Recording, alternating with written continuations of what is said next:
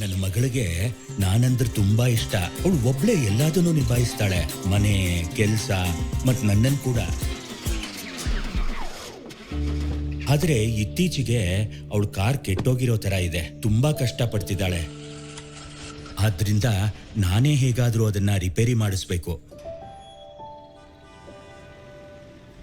ಆಗ ಕಾರ್ ಬಡ್ ಬಗ್ಗೆ ಗೊತ್ತಾಯ್ತು. ಇದು ಬರೀ ಕಾರ್ ಸರ್ವಿಸ್ ಆಪ್ ಅಲ್ಲ, ಈ ಸಮಯದಲ್ಲಿ ಮನೆ ಬಾಗಿಲಿಗೆ ಬಂದಂತ ಆಪತ್ ಬಾಂಧವ.